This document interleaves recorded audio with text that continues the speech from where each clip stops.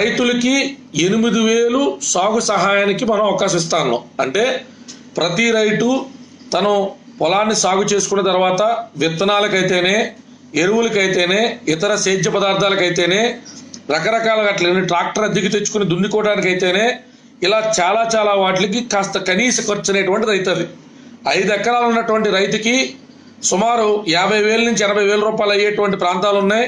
40,000, 30,000 రూపాయల్లో కూడా 5 ఎకరాల రైతు దున్నుకుని తనకు నచ్చినటువంటి పంట వేసుకోవడానికి, దీన్ని సాగు చేయడానికి, అంటే ఫస్ట్ ఇమీడియట్గా దాన్ని ప్లవింగ్ అంటాం మనం, దాన్ని దున్నడం కానీ, విత్తనాలు నాటడం కానీ, కనీసమైన వాటర్ పెట్టడం కానీ, ఆ పెట్టిన తర్వాత అది మొక్క మొలుస్తున్నప్పుడు దానికి కావాల్సినటువంటి ఫెర్టిలైజర్స్, అంటే మనం అది పురుగు బారిన పడకుండా ఉండడానికి చేసేటువంటి ప్రక్రియలు కానీ, అగ్రికల్చర్లో కొన్ని ఫేజెస్ అండ్ స్టేజెస్ ఉంటాయి. సో అటువంటి రైతుకి భూమి ఉంటుంది, కొన్నిసార్లు చేతిలో పెట్టుబడి ఉండదు. అంటే డబ్బులు ఎక్కడరా దేవుడా, ఇప్పుడు నేను పొలం దున్నాలన్నా, పొలంలో విత్తనాలు నాటాలన్నా, పంట వేయాలన్నా డబ్బులు ఎలాగా అని టెన్షన్ పడతా ఉంటాడు. సో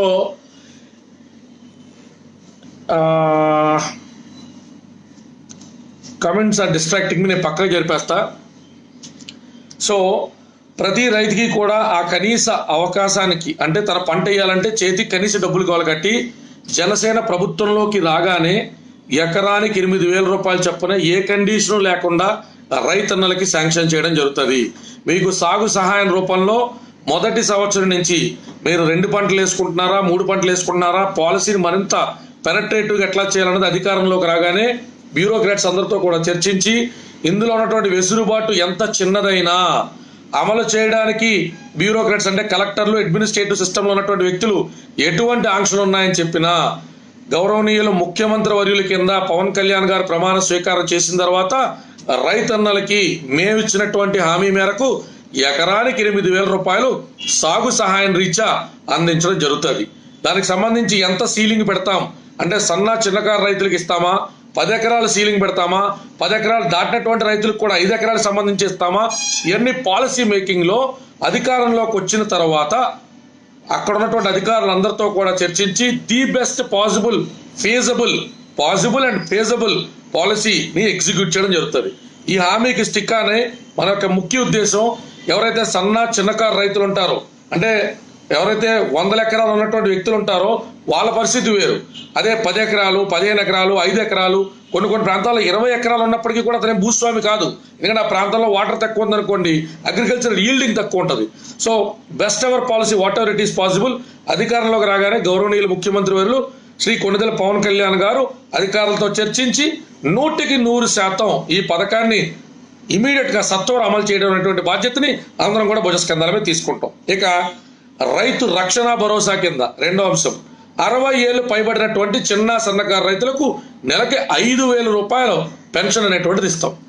ఇదేదో ఎలక్షన్కి ముందు 2019లో మీరు మమ్మల్ని అధికారంలో తీసుకొస్తే 4 ఏళ్ళు ఆగి 24కు ముందు 23 నుంచి మీకు పసుపు కుంకుమలను లేకపోతే ఇంకోటనో పథకాల రూపంలో తాత్కాలిక తాయిలాలు మీకు ఇవ్వడం కాదు. అధికారంలోకి వచ్చినటువంటి మొదటి 3 నెలల నుంచి 6 నెలల వ్యవధిలోనే మేము ఇచ్చినటువంటి హామీలకు సంబంధించి అధికారిక రాజముద్ర వేసి మీ అందరికీ కూడా ఈ పథకాలు అమలు చేసేటువంటి నైతిక బాధ్యతను జనసేన ప్రభుత్వం తీసుకుంటుంది. 60 ఏళ్ళు పైబడినటువంటి రైతులు పొలానికి వెళ్ళి దుక్కి దున్ని కలుపు తీసి లేకపోతే రకరకాలు చేసి సేద్యం విత్తనాలు ప్రక్రియ కూడా చేయలేనటువంటి పరిస్థితుల్లో తన కుటుంబ పోషణ కంటే కూడా వ్యక్తిగత పోషణ అనేటువంటిది ఇబ్బందికరంగా మారినటువంటి ఈ తరుణంలో మేము ప్రభుత్వంలోకి వచ్చినటువంటి నాటికి 60 సంవత్సరాలు పూర్తి చేసుకున్నటువంటి ప్రతి రైతన్నకి మేము రైతు రక్షణ భరోసా కార్యక్రమం కింద 5,000 రూపాయలు ప్రతి నెల కూడా మీకు పంపించడం జరుగుతుంది. అంటే సంవత్సరానికి 60,000 రూపాయలు. మేము ఉండేటువంటి 5 సంవత్సరాల ఫుల్ టర్మ్లో తక్కువలో తక్కువ మీకు 2,40,000 రూపాయల నుంచి 3,00,000 రూపాయలు 60 సంవత్సరాలు దాటినటువంటి ప్రతి రైతుకి కూడా రైతు రక్షణ భరోసా కింద మేము మీకు ఇవ్వడం జరుగుతుంది. అలాగే ప్రభుత్వ నిర్ణయాలతో భూములు కోల్పోయిన రైతులకి 2013 భూసేకరణ చట్టం కింద నష్టపరిహారం ఇవ్వడం జరుగుతుంది. నేను పోలవరం నిర్వాసితులు ప్రాంతాలు పర్యటించా, చేగొండపల్లి కానీ అక్కడ ఉన్నటువంటి పల్లెలన్నీ కూడా పర్యటించా. అక్కడ R&R యాక్ట్ అమలుకు సంబంధించి 2013 R&R అంటే రీహాబిలేషన్ సంబంధించినటువంటి యాక్ట్ అండ్ రీకన్స్ట్రక్షన్ యాక్ట్కి సంబంధించి మాకు ఇవ్వట్లేదన్నా, తక్కువ మొత్తం ఇస్తున్నారన్నా. అంటే ప్రభుత్వానికి సంబంధించి ప్రభుత్వం ఏదైనా ఒక లార్జర్ స్కేల్లో ఏదైనా ఒక ప్రాజెక్ట్ ఎగ్జిక్యూట్ చేయాలన్నా, అమరావతి లాంటి రాజధాని కట్టాలన్నా పరిమితి మేరకు కొంత ల్యాండ్ అనేటువంటిది జనాల దగ్గర నుంచి తీసుకునేటువంటి వెసులుబాటుని రాజ్యాంగం కల్పించింది. కాబట్టి ఆ చట్టం రీత్యా తీసుకున్న తర్వాత వాళ్ళకి జీవనోపాధి కోల్పోయేటువంటి వ్యక్తులు ఉంటారు. కాబట్టి ఆ భూమిని నమ్ముకున్నటువంటి వ్యక్తులు ఉంటారు. కాబట్టి వాళ్ళకి R&R యాక్ట్ కింద ఇంత మొత్తంలో చెల్లించాలని 2013లో ఒక రివైజ్డ్ యాక్ట్, అంతకు పూర్వనటువంటి రీహాబిలిటేషన్ యాక్ట్ కంటే కూడా ఒక రివైజ్డ్ యాక్ట్ని మనందరం కూడా నెలకొల్పుకోవడం జరిగింది. కానీ దాని నిమిత్తం ఇవ్వకుండా పూర్వం ఉన్నటువంటి రీహాబిలిటేషన్ యాక్ట్ ప్రకారమే ఒకవేళ 1000 గజాలు తీసుకుంటే వాళ్ళకి ఇన్ని లక్షలనో కొన్ని లక్షలనో కొద్ది తక్కువ అమౌంట్ ఇవ్వడం జరుగుతుంది. కాబట్టి గతంలో అంటే 2013కి ముందు తర్వాత కూడా ఎవరైతే ఈ పర్టికులర్ యాక్ట్ అమలు జరగట్లేదని బాధపడుతున్నారో అటువంటి వ్యక్తులందరికీ కూడా ఈ మధ్య కాలంలో తీసుకోబడ్డటువంటి భూములు ఏవైతే ఉన్నాయో, టీడీపీ ప్రభుత్వంలోకి వచ్చిన తీసుకున్నటువంటి భూములు ఏవైతే ఉన్నాయో రకరకాల కారణాలు ఇచ్చా వాళ్ళందరికీ కూడా 2013 R&R యాక్ట్కి సంబంధించినటువంటి చట్టాన్ని అమలు చేసి మీకు ఇచ్చినటువంటి డబ్బులు రావాల్సిన డబ్బుల మధ్య ఎంతైతే గ్యాప్ ఉందో ఆ బాకీలు మొత్తాన్ని కూడా జనసేన ప్రభుత్వంలోకి రాగానే ముఖ్యమంత్రి వర్యులు శ్రీ కొణిదెల పవన్ కళ్యాణ్ గారు నెరవేర్చడం జరుగుతుంది. ఇది ఆన్ రికార్డ్ మా మేనిఫెస్టోలో ఇస్తున్నటువంటి కమిట్మెంట్. అది ఎంత అదనపు భారం ప్రభుత్వమే పడ్డా కూడా దాన్ని వేరే మార్గం గుండా ఆ డబ్బులు ఆ సంపదని సమకూర్చుకునైనా సరే మీకు ఇచ్చినటువంటి మాటని నెరవేర్చేటువంటి బాధ్యత జనసేన ప్రభుత్వం తీసుకుంటుంది. అలాగే పరిశ్రమలకు భూములు ఇచ్చిన వారికి అందులో భాగస్వామ్యం, సెజల్ పేరిట, ఇండస్ట్రియల్ డెవలప్మెంట్ల పేరిట మచిలీపట్నం కానించి ఇటు మన కాకినాడ దాకా కూడా కొన్ని వేల ఎకరాలు సామాన్య చిన్న సన్నకారు రైతులు కోల్పోవడం జరిగింది. అక్కడ ఆ భూముల్ని SEZ రూపంలో, స్పెషల్ ఎకనామిక్ జోన్లో ఉన్నటువంటి సబ్సిడీల రూపంలో అతి తక్కువ ధరకు పొందినటువంటి సంస్థలు తిరిగి ఇదే భూముల్ని బ్యాంకుల్లో తాకట్టు పెట్టి సంస్థలు నెలకొల్పకుండా, ఉద్యోగ అవకాశాలు నెలకొల్పకుండా ఆ బ్యాంకుల్లో తాకట్టు పెట్టేటువంటి భూముల నుంచి వచ్చే డబ్బులతో కొత్త వ్యాపారాలు చేసుకోవడం చూస్తున్నాం. ఖచ్చితంగా ఈసారి నుంచి ఇండస్ట్రీస్ పేరు మీద ఆల్రెడీ తీసుకున్న వాళ్ళు సెజల్ రూపంలో ఇవ్వబోతున్నటువంటి రైతులు కూడా వాటిల్లో భాగస్వామ్యం కల్పించేటువంటి బాధ్యతని జనసేన పార్టీ ప్రభుత్వం తీసుకోవడం జరుగుతున్నది.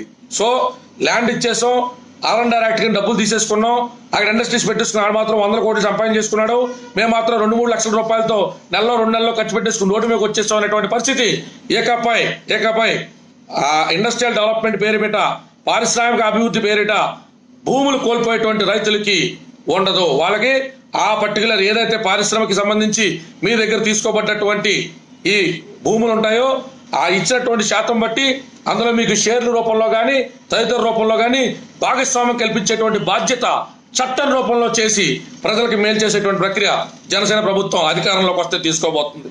ఇక ప్రతి మండలాల్లో శీతల కేంద్రాలు, ఇది చాలా ఇంపార్టెంట్ విషయం. ప్రజలందరికీ తేడతలంగా చెప్పండి. రైతే రాజు అంటాం. రాజు అంటే ఎవరు? తను అనుకున్నది అనుకున్న టైంలో చేయగలిగేటువంటి వ్యక్తి, తాను అనుకున్న విధానాలను శాసించగలిగేటువంటి వ్యక్తిని రాజు అంటాం. ఇవాళ రైతు తన కష్టించి పండించినటువంటి పంటని తను అనుకున్నటువంటి ధరకి అమ్మేటువంటి పరిస్థితి ఉన్నదా? లేదు. కనుక రైతే రాజు అనేటువంటి నినాదాన్ని నిజం చేయాలంటే రైతు నిర్దిష్టమైనటువంటి సమయంలో కాకుండా తనకి నచ్చినప్పుడు తన పంటని నచ్చిన ధరకు అమ్ముకునేటువంటి వెసులుబాటు కల్పించాలి. అంటే తన యొక్క పంటని టమాటా రైతు కానీ ఎవరైతే 1 రోజు 2 రోజుల కంటే మించి ఉంచుకుంటే కుళ్ళిపోతున్నటువంటి భారంతో దళారీ వ్యవస్థకి లోబడి దళారీ వ్యవస్థల యొక్క దౌత్యానికి కూడా గురై ఆ రకమైనటువంటి పీడిత ఎవరైతే వర్గాలు ఉన్నారో రైతుల నుంచి వాళ్ళందరికీ కూడా కోల్డ్ స్టోరేజ్ నెలకొల్పడం జరుగుతుంది. 5,000 మెట్రిక్ టన్నుల కెపాసిటీ ఉన్నటువంటి కోల్డ్ స్టోరేజ్ పెట్టడానికి కేంద్రం నుంచి 15% సబ్సిడీ MSML రూపంలో కానీ రకరకాల ప్రాజెక్టుల రూపంలో కానీ ఆల్రెడీ ఉన్నప్పటికీ దాన్ని పూర్తి స్థాయిలో వినియోగించుకుని మండలానికి ఒక కోల్డ్ స్టోరేజ్ పెట్టేటువంటి సాహసం ఏ ప్రభుత్వం ఇప్పుడు దాకా చేయలేదు. రైతన్నలారా, జనసేన ప్రభుత్వం అధికారంలోకి వస్తే గనక మీరు కష్టించి పండించినటువంటి పంట మీకు నచ్చిన ధర వచ్చేదాకా కూడా అతి కొద్ది రుసుముతో మీరు ఎన్ని మెట్రిక్ టన్నులు అయినటువంటి కెపాసిటీ ఉన్నటువంటి మీ యొక్క పంటనైనా కూడా మీకు దగ్గరగా ఉన్నటువంటి మండలంలోనే మీరు పెట్టుకునేటువంటి వెసులుబాటు కల్పిస్తాం. సుమారు 676 పైచిలుకు మండలాలు 13 జిల్లాల్లో ఉన్నటువంటి ప్రతి మండలంలో కూడా 5,000 కోట్ల రూపాయల వ్యయంతో మీకు కోల్డ్ స్టోరేజ్ నెలకొల్పేటువంటి బాధ్యత జనసేన ప్రభుత్వం అధికారంలోకి రాగానే తీసుకోబోతున్నది. ఇక మీ పంట గురించి చింత వద్దు, మీరే రాజు.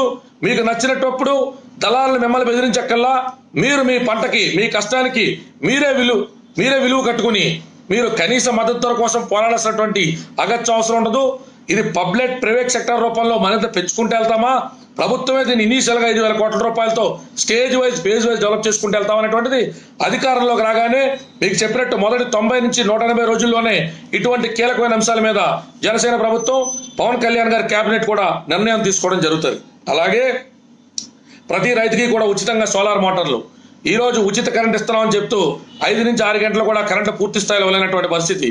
రైతుకి ఉదయాన్నే మోటార్ వేసుకోవాలంటే అర్ధరాత్రి ఉచిత కరెంట్ ఇచ్చినటువంటి అఘాతకాలు కూడా చూస్తా, పేపర్ల మీద మాత్రం ఉచిత కరెంట్ అని చెప్తా, రైతుకి పాములు తిరిగేటువంటి టైంలో, ప్రాణహాని ఉండేటువంటి సమయంలో, నీళ్లు పెట్టినా ఉపయోగం లేనటువంటి తరుణంలో ఉచిత కరెంట్ ఇచ్చి మోటార్లు వేసుకోమనేటువంటి పరిస్థితి నుంచి ఇవాళ మీకు సోలార్ కమ్ పవర్ మోటార్లని ప్రభుత్వం అనేటువంటిది ఉచితంగా ఇవ్వడం జరుగుతుంది. తద్వారా మన దగ్గర ఉన్నటువంటి ట్రాపికల్ జోన్లో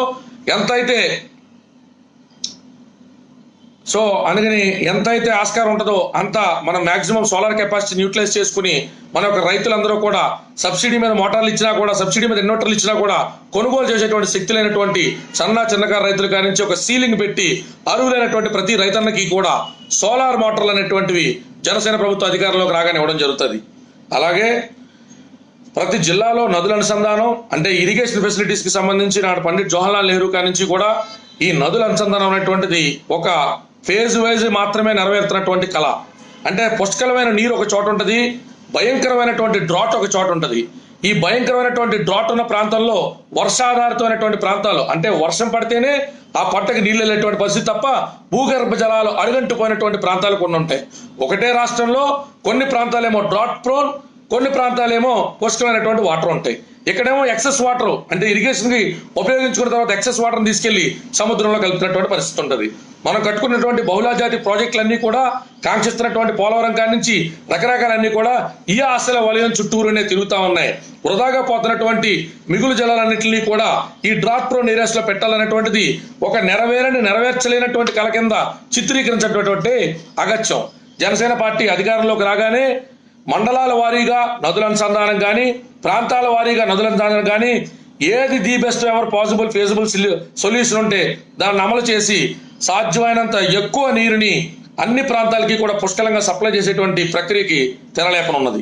అలాగే కొత్త రిజర్వాయర్ల నిర్మాణం, ఉన్నటువంటి రిజర్వాయర్లు కాకుండా కొత్త రిజర్వాయర్లు అంటే వర్షాకాల సమయంలో అత్యధికంగా ఫ్లడ్ రూపంలో వచ్చినటువంటి వాటర్ని ఎక్కడో ఒక చోట స్టోర్ చేసుకుని సంవత్సరం పొడుగుతా కూడా ఒక పెర్నియల్ వాటర్ సిస్టమ్ ద్వారా కూడా adequate equal amount of water supply చేయడం అనేటువంటిది చాలా ముఖ్యం.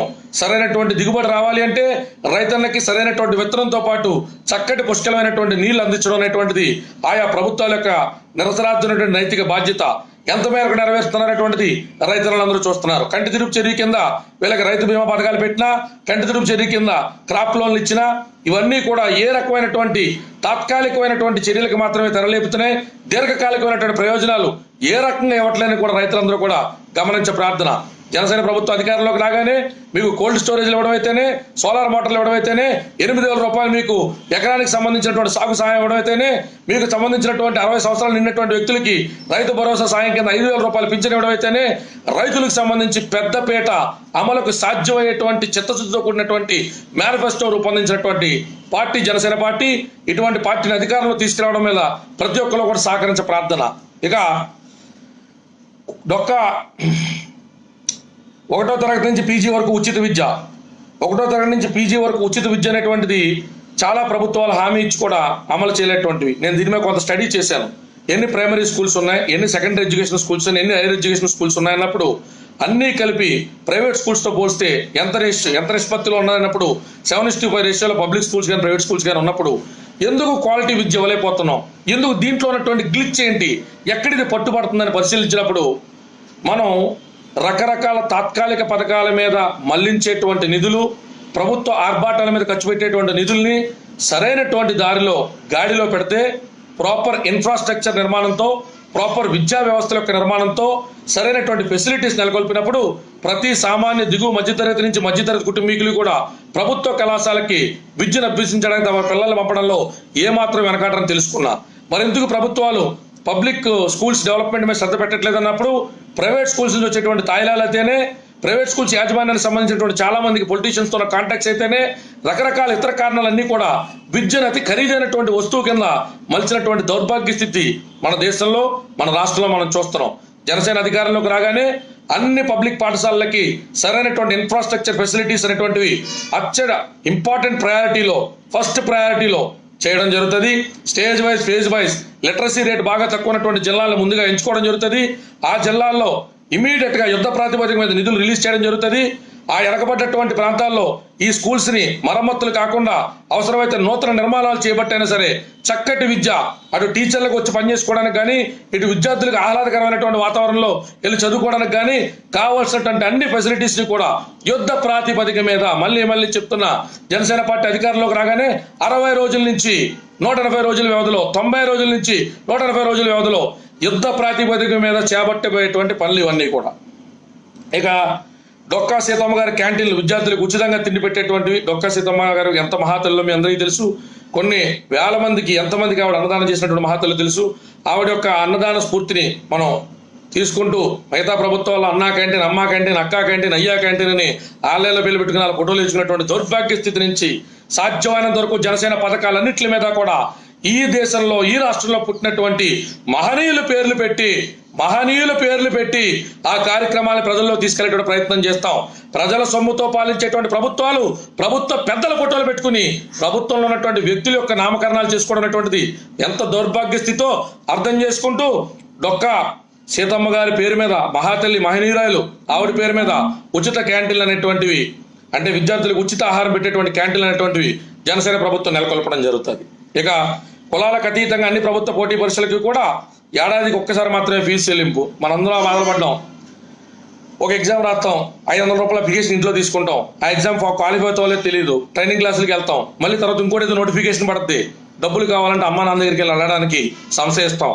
ఎన్ని పరీక్షలు రాస్తావురా, ఇప్పటికే 5 సార్లు తీసుకున్నావు, ఇంకెన్ని పరీక్షలు రాస్తావు, ఇంకెన్ని డబ్బులు ఖర్చు పెడతావని మధ్యతరగతి కుటుంబాలు ఉండేటువంటి ఈతు బాధలు అందరం చూస్తూ వచ్చాం. కొన్ని మనం నేరుగా అనిపించినవి అయితే, కొన్ని మన పక్కన ఉన్నటువంటి చుట్టుపక్కల ఇళ్లలో వాళ్ళందరూ కూడా అనిపించడం మనం చూసాం. జనసేన పార్టీ అధికారంలోకి రాగానే ప్రతి విద్యార్థికి కూడా 12th స్టాండర్డ్ తర్వాత, ఇంటర్మీడియట్ తర్వాత కానీ, గ్రాడ్యుయేషన్ తర్వాత కానీ, పోస్ట్ గ్రాడ్యుయేషన్ తర్వాత కానీ ఏవైతే రాష్ట్ర స్థాయిలో జరిగేటువంటి పోటీ పరీక్షలు ఉంటాయో వాటిలన్నిటికీ కూడా సంవత్సరానికి ఒకేసారి కనీస రుసుముతో మాత్రమే అన్ని పోటీ పరీక్షలకి కూడా ప్రతి విద్యార్థి ఉండేటువంటి వెసులుబాటుని కల్పిస్తూ జనసేన ప్రభుత్వం ఆ ఫీజుల భారాన్ని మోయడానికి కూడా సిద్ధంగా ఉందని విద్యార్థులు తెలియజేసుకుంటున్నాం. విద్యార్థుల పట్ల, రైతుల పట్ల, మహిళల పట్ల ప్రత్యేకమైనటువంటి శ్రద్ధ కల్పించి ఈ మేనిఫెస్టోని అత్యంత సృజనాత్మకతతో నిర్మించడం జరిగింది. విమర్శలకు అతీతంగా, విమర్శలకు చేజెక్కకుండా అత్యంత పారదర్శకమైనటువంటి మేనిఫెస్టోని కార్యకర్తల పురస్కంధాల మీద ప్రతి ఒక్కరికి అర్థమయ్యేటట్టు వివరించాల్సినటువంటి నైతిక బాధ్యత ఉంటుంది.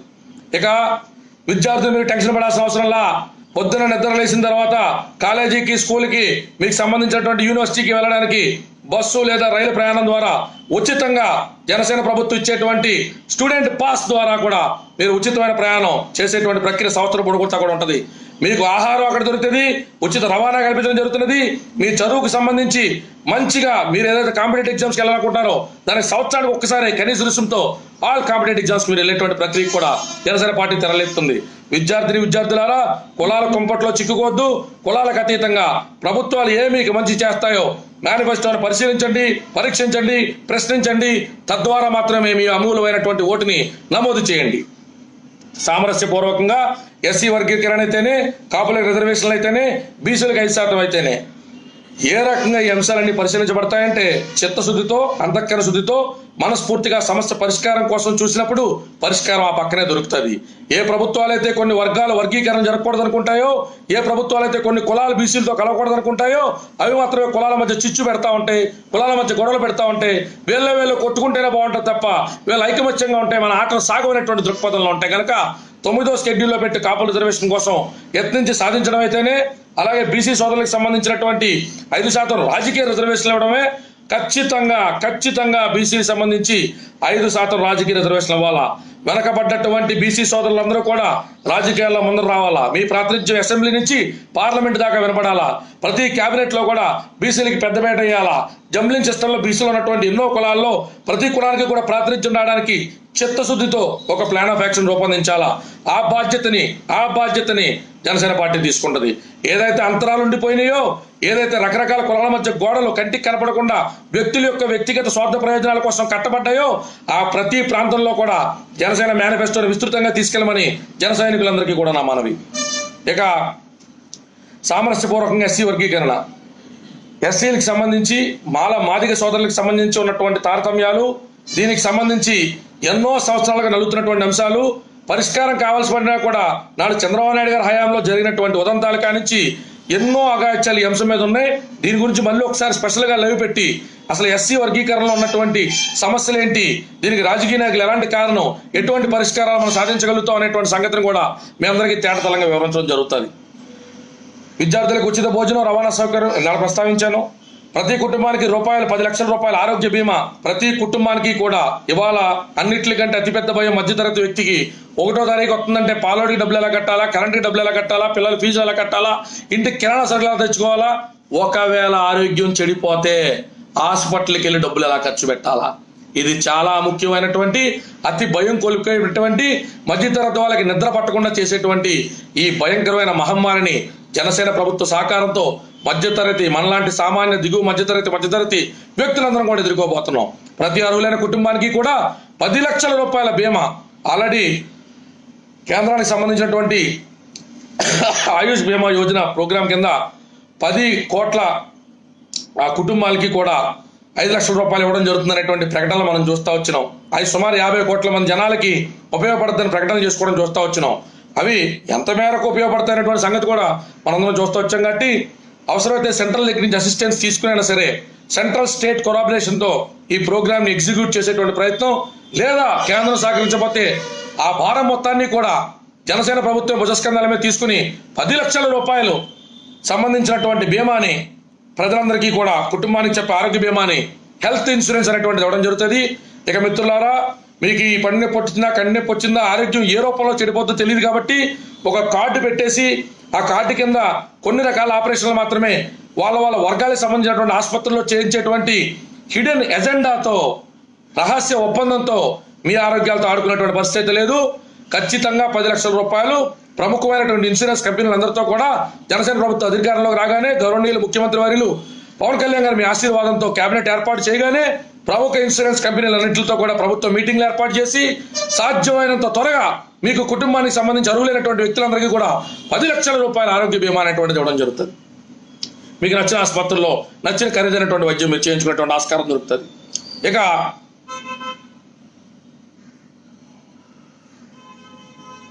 కులాలకు అతీతంగా అన్ని ప్రభుత్వ పోటీ పరీక్షలకి ఎస్సీలకి రిజర్వేషన్, ఎస్టీలకి లేకుండా కులాలకు అతీతంగా అన్ని పోటీ పరీక్షలకి అందరికీ ఇవ్వడం జరుగుతుంది. బీసీలకి 5%, కాపుల రిజర్వేషన్లు, సామరస్యపూర్వకంగా ఎస్సీ వర్గీకరణ, అన్ని కులాలకు కలిపినటువంటి హాస్టల్స్. ఇది మాత్రం చాలా ముఖ్య మిత్రులారా.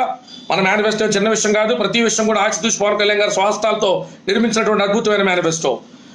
చిన్నప్పటి నుంచి కుల బీజాల మనసులో నాటి కులాల మధ్య వైషమ్యాన్ని పెంచి కులరైతు సమాజం కోసం పోరాడుతున్న స్టేజ్ ఎక్కి స్పీచ్లు ఇచ్చేటువంటి వ్యక్తులకు అతీతంగా తన మాటకి చేతకి మధ్య ఎటువంటి దూరం ఉంచినటువంటి వ్యక్తి శ్రీ పవన్ కళ్యాణ్ గారు జనసేన పార్టీ అధ్యక్షులని మరొకసారి నిరూపించుకోవడం జరిగింది.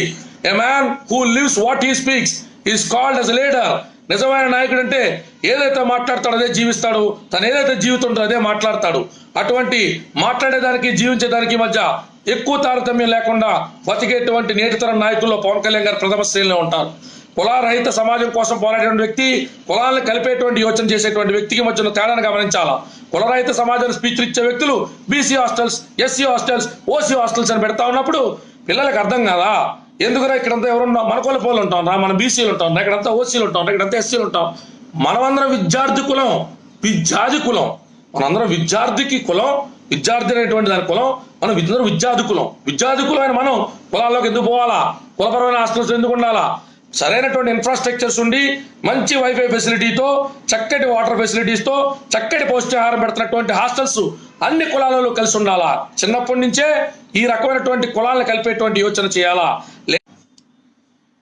లేలేత మనసుల మీద ఈ రకమైనటువంటి విషబీజాలు నాటడం అనేటువంటి తప్పు కనుక అటువంటి దానికి చరమగీతం పాడుతూ ఖచ్చితమైనటువంటి విధానాల్లో అన్ని కులాలకి కలిపి సరైనటువంటి ఫెసిలిటీస్ ఇచ్చేటువంటి హాస్టల్స్ నెలకొల్పడం జరుగుతుంది.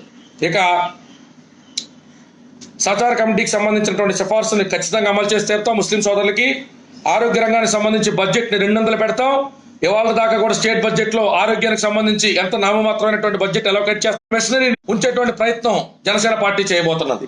ఇక ప్రతి మండలానికి సంబంధించి 30 పడకల ఆసుపత్రి, మండలాలు ఒక నియోజకవర్గంలో 2 లేదా 3 మండలాలు ఉంటే, మండలంలో కొన్ని గ్రామాలు ఉంటే ఆ గ్రామాల నుంచి ప్రభుత్వ ఆసుపత్రి 5 నుంచి 10 కిలోమీటర్లు 15 కిలోమీటర్ల దూరం ఉంటే చాలా పాము కాటేసినా ఏదన్నా ప్రాణకంటకమైనటువంటి పరిస్థితి ఏర్పడ్డా వాళ్ళు ప్రభుత్వ ఆసుపత్రికి చేరుకునేటువంటి సమయంలోగానే చనిపోవడం మనం చూస్తూ ఉన్నాం. కొన్నిసార్లు అంబులెన్స్లు కూడా రకరకాల ప్రమాదం రీచ్ అవ్వనటువంటి పరిస్థితి ఉన్నాం. అంబులెన్స్ పోవడానికి 15 నిమిషాలు, అక్కడి నుంచి పేషెంట్లు ఎక్కించుకుని రావడానికి 20 నిమిషాలు, 45 నిమిషాల వ్యవధి సమయం వృధా అయి ప్రాణం కోల్పోయినటువంటి పరిస్థితులు చూస్తాం. కనీసం 30 పడకల ఆసుపత్రితో ప్రతి మండలానికి కూడా ఒక 30 పడకల ఆసుపత్రి, ప్రభుత్వ ఆసుపత్రిని అందుబాటులో తెచ్చేటువంటి పాత్ర జనసేన పార్టీ తీసుకోబోతున్నది. ఇక మహిళలను గౌరవించడం మన సాంప్రదాయం. వారికి సంక్రాంతి ఇతర మతాచారాలు పాటించే మహిళలకు వారు కోరుకున్న పండుగ చీరలు ఎత్తి సత్కరించుకుంటాం. ఇవాళ మహిళలందరికీ కూడా చాలా గొప్ప ఆశ. మధ్యతరగతి భర్త 5,000 నుంచి 10,000 రూపాయలు జీతం ఉన్నప్పుడు పండుగ వచ్చినా సరే చీర నోర్తీసి అడగలేనటువంటి పరిస్థితి. ఆ 1,000 రూపాయలు 2,000 రూపాయలు చీర పెట్టుకుంటే ఈ పిల్లలకి ట్యూషన్ ఫీజు వెళ్తుందేమో, పిల్లలకి స్కూల్ ఫీజు వెళ్తుందేమో, లేదా ఇంట్లో కిరాణా సరుకులు వస్తాయేమో అని చెప్పి తమ యొక్క కోరికను సైతం అణుచుకుంటున్నటువంటి పరిస్థితి. ఇటువంటి మధ్యతరగతి ఆడపడుచులారా, మీ అన్న శ్రీ కొణిదెల పవన్ కళ్యాణ్ గారు ముఖ్యమంత్రి అవ్వగానే మీకు పండగకి సంబంధించి, సనాతన సాంప్రదాయాలకు సంబంధించి మీరు ఎటువంటి పండుగలు, ఎటువంటి పుణ్యకార్యాలు చేసుకున్నప్పటికీ కూడా వాటి యొక్క ప్రాధాన్యతను గమనించి జనసేన పార్టీ అధికారంలోకి రాగానే మీ సాంప్రదాయాలు తగ్గట్టు మీరు కోరుకున్నటువంటి చీరల్ని జనసేన పార్టీ మీకు అందించేటువంటి ప్రక్రియకి రూపకల్పన చేస్తున్నది. మా ఆడపడుచులకు ఆత్మగౌరవమే కాకుండా వాళ్ళ ఇష్టాయిష్టాలను కూడా దృష్టిలో పెట్టుకునేటువంటి ఒక అద్భుతమైనటువంటి పథకాన్ని మీ అన్న పవన్ కళ్యాణ్ గారు రూపొందించడం జరిగింది. సో రైతులకి వ్యవసాయ రుణాలు కాకుండా సహాయంలో ఎకరానికి 8,000 ఇవ్వబోతున్నాం. మిగిలిన బడ్జెట్ ఉంటే 10,000 రూపాయలు కూడా ఖచ్చితంగా అందజేస్తాం. ఇది సహాయం మాత్రమే, రుణం కాదు. రైతులకు ఇచ్చేది రుణం కాదు. 8,000 రూపాయలు ఎకరానికి సాగు సహాయానికి ఇస్తా అని చెప్పినాం. ఆ సంవత్సరం మిగిలిన బడ్జెట్ ఉంటే, ప్రతి సంవత్సరం కంటే బడ్జెట్ ఉండదు కదా, ఆ సంవత్సరం మిగిలిన బడ్జెట్ ఉంటే 10,000 రూపాయలు కూడా మీకు ఇవ్వడానికి జనసేన పార్టీ మాత్రం వెనకాడదు. రైతన్నలారా, ఇది మీకు మేము చేసేటువంటిది సాయం కానీ రుణం కాదు. తిరిగి మీరు మా ప్రభుత్వానికి చెల్లించాల్సినటువంటి అవసరం లేదు. మత్స్యకారులకు సబ్సిడీపై డీజిల్ అందజేస్తాం. అలాగే వారికి అధికారంలోకి వచ్చిన 2 సంవత్సరాల ప్రతి ఊరికి మంచినీరు అందేలా చేస్తాం.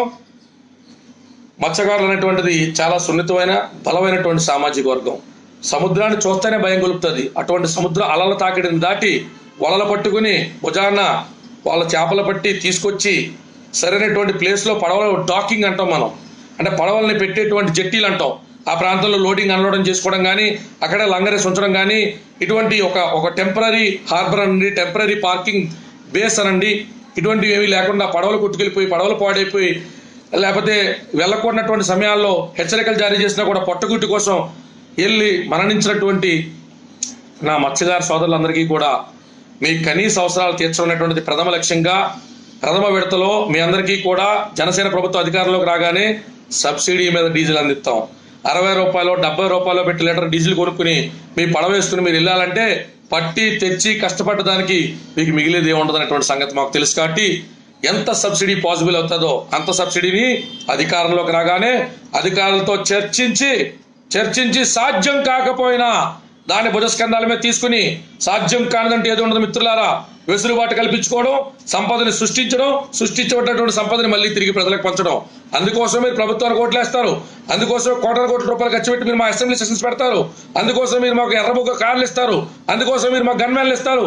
ప్రభుత్వం యొక్క బాధ్యత మీ జీవితాలతో మీరు పోరాడుతుంటే మీ జీవితాల అభ్యున్నత కోసం ఆలోచిస్తామని మీరు లెజిస్లేటివ్ అసెంబ్లీస్కి మమ్మల్ని పంపించినా, మీరు పార్లమెంట్ మమ్మల్ని పంపించినా ఖచ్చితంగా సబ్సిడీ మీద డీజిల్ ఇచ్చి తీరుతాం. ఎంత శాతం సబ్సిడీ అన్నది కూడా మేము ఖచ్చితంగా మీకు తేటతలంగా చెప్తాం. అలాగే ఆడపడుచులకు అసెంబ్లీలో 33% రిజర్వేషన్ కల్పించేలా బిల్లు ప్రవేశపెడతాం. స్థానిక సంస్థల ఎన్నికల్లో సైతం అవకాశం కల్పిస్తాం. ఇకపై ఓ నియోజకవర్గంలో 40 మంది కౌన్సిలర్లు ఉంటే అందులో 33% నిష్పత్తిలో ఖచ్చితంగా ఆడవాళ్ళు కౌన్సిల్ మీటింగ్స్ కానించి అసెంబ్లీ దాకా, అలాగే పార్లమెంట్కి అలాగేట్ చేసేటువంటి టికెట్లతో సహా ఖచ్చితంగా బిల్ ప్రవేశపెడతాం. 100 మంది ఉండేటువంటి అసెంబ్లీ, ఉదాహరణకి 100 మంది క్యాండిడేట్లు ఉంటే అందులో 33% మంది మహిళలు ఉంటారు. 33 మహిళల సమస్యలు తెలిసినటువంటి వాళ్ళు, మరింత దృఢ నిశ్చయంతో అప్పగించబడ్డటువంటి పనిని చక్కగా నిర్వర్తించగలిగేటువంటి స్త్రీమణులందరికీ కూడా, ఆ మహాతల్లులందరికీ కూడా అసెంబ్లీ వేదికగా అయితేనే, కౌన్సిల్ వేదికగా అయితేనే, గ్రామ స్థాయి, పట్టణ స్థాయి కానించి జిల్లా స్థాయి, రాష్ట్ర స్థాయి దాకా కూడా జరగబోయేటువంటి అన్ని ఎన్నికల్లో ఖచ్చితంగా 33% రిజర్వేషన్ ఇచ్చేటువంటి బిల్లుని మీ అన్న పవన్ కళ్యాణ్ గారు ముఖ్యమంత్రి అవగానే మీ ఆశీర్వాదంతో చేయబోయేటువంటి బిల్లుల్లో ప్రధానమైనటువంటి బిల్లు. ఇక మహిళలపై దౌర్జన్యాలు జరగకుండా కఠినమైన చట్టాలు అమలు చేస్తాం. మహిళలు గౌరవించడం మన సాంప్రదాయం.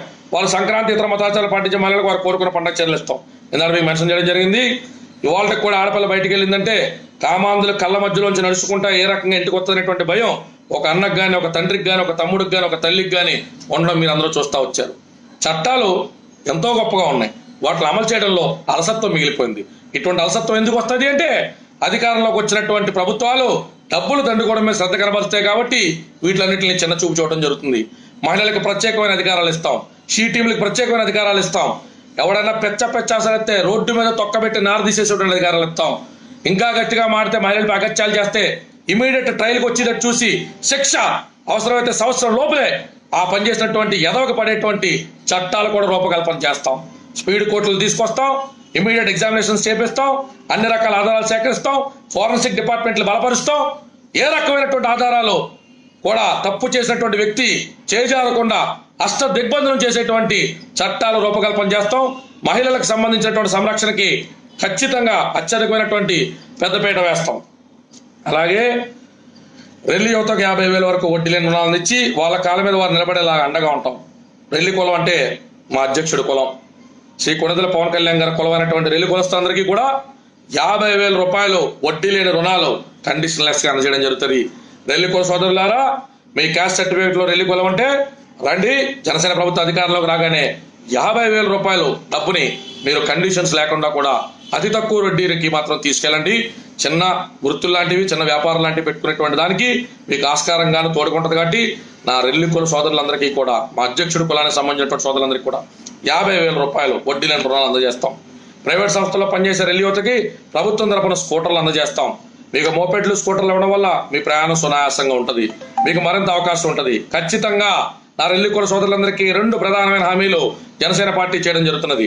ఒకటి, 50,000 రూపాయలు కండిషన్లెస్ గా అతి తక్కువ వడ్డీకి మీకు రుణానికి ఇవ్వడం జరుగుతుంది. అలాగే ప్రైవేట్ సంస్థల్లో పనిచేసేటువంటి నా రెల్లి సోదరులందరికీ కూడా స్కూటర్లు కూడా జనసేన ప్రభుత్వం అందజేయడం జరుగుతుంది. అలాగే 130 స్మార్ట్ సిటీల ఏర్పాటుపై అభివృద్ధి చేయబోతున్నాం.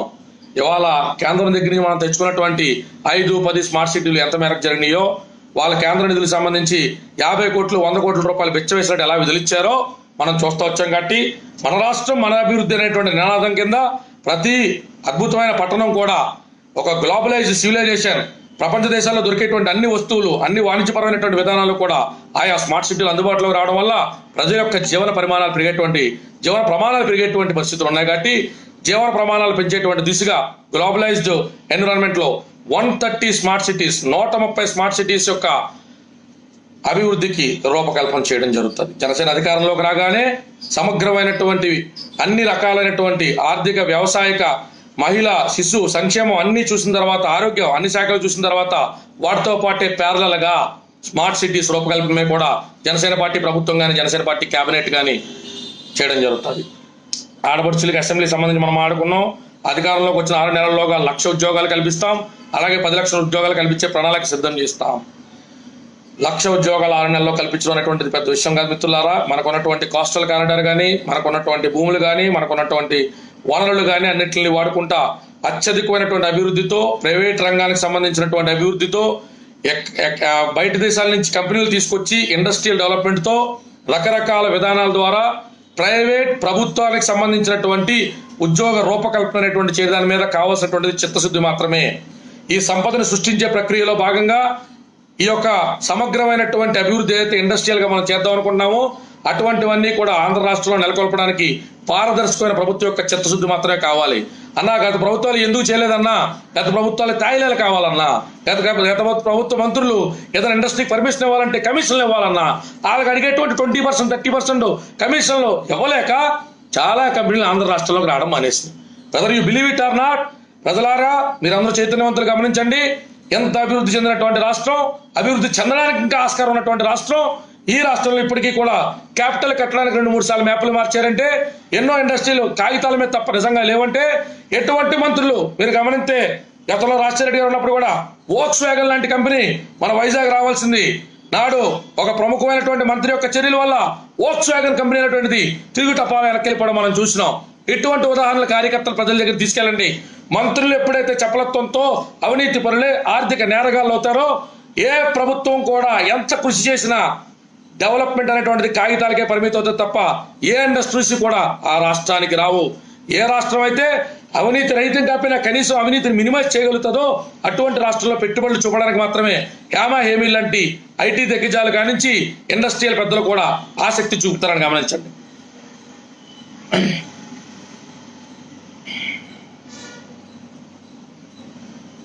ముస్లిం అందరూ ఓటు బ్యాంక్గా చూసేవారికి రాయలసీమలో చాలా దారుణమైన స్థితిలో ఉన్నారు. వారికి అండగా మేము నిలబడతాం. అవకాశాల కల్పనతో పాటు సచార కమిటీ నివేదికలన్నింటినీ కూడా అమలు చేసి తీరుతాం. సచార కమిటీకి ముందు అంతకుముందు దానికి సంబంధించి కూడా అంతకుముందు లైవ్ పెట్టాను.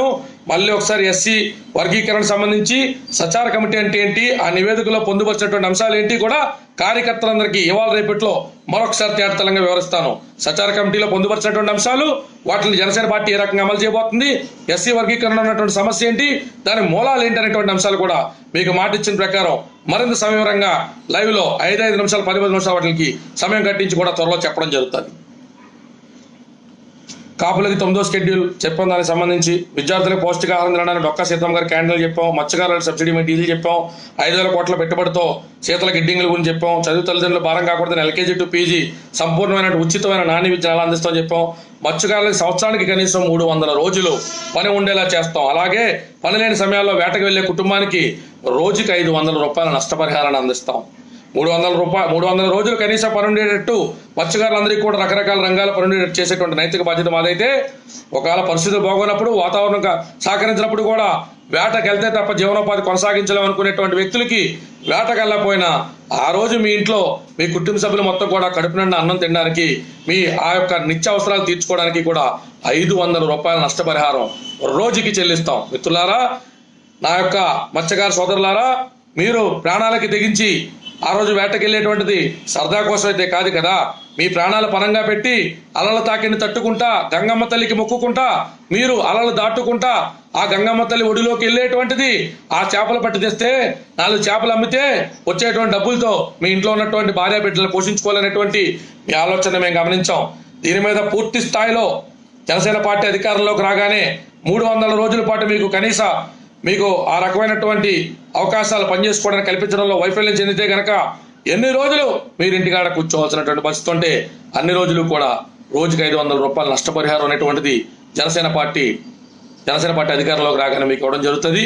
సో మీరు ప్రాణాలకు తెగించి వాతావరణం బాగున్నప్పుడు, కలెక్టర్లు మీకు హెచ్చరికలు జారీ చేసినప్పుడు, ప్రదేశాలు ఖాళీ చేయమన్నప్పుడు కూడా మీ యొక్క కుటుంబ సభ్యులు పోషించుకోవడానికి మీరు పడేటువంటి ఆ బాధని గమనించి రోజుకి 500 రూపాయల నష్టపరిహారం మీకు అందజేయడం జరుగుతుంది.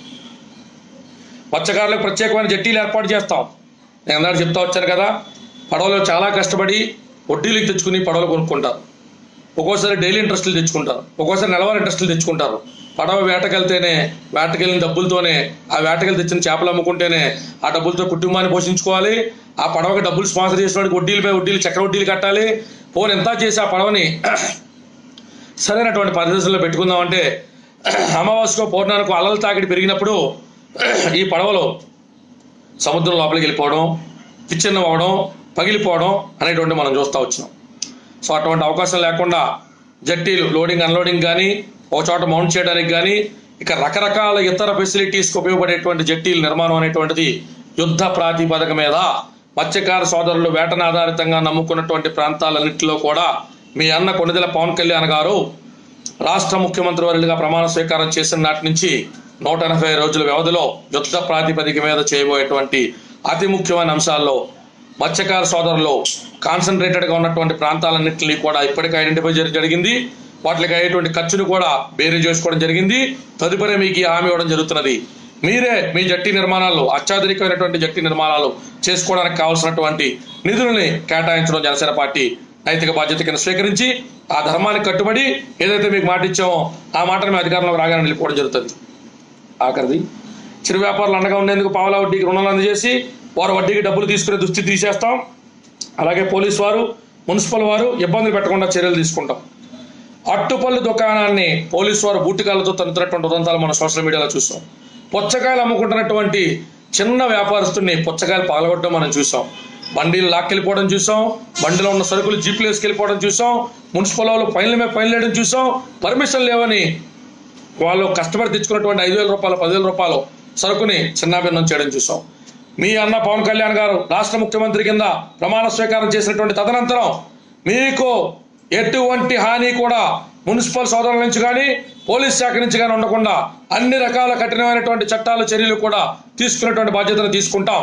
తక్కువ వడ్డీకి మీ పెట్టుబడి ఏదైతే మీరు ఆ కాయగూరలు తెచ్చుకోవాలో లేకపోతే మీరు ఆ పుచ్చకాయలో సీజనల్ ఫ్రూట్స్ ఏ వ్యాపారం మీ చిరు వ్యాపారం చేయదలుచుకున్నారో దానికి సంబంధించినటువంటి పెట్టుబడిని తక్కువ రుణానికి మీకు అందజేసేటువంటి ప్రక్రియలో జనసేన పార్టీ మీకు హామీ ఇవ్వడం జరుగుతున్నది.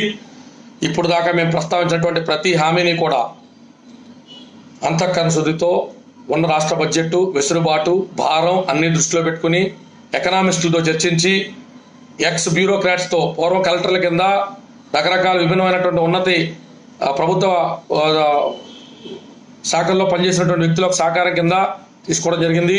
మీరు గమనించారు, జనసేన పార్టీలోకి ఎటువంటి పెద్దల్ని పవన్ కళ్యాణ్ గారు ఆహ్వానించారు. రామ్మోహన్ రావు గారు జయలలిత గారికి అత్యంత ఆప్తులు, సీనియర్ బ్యూరోక్రాట్.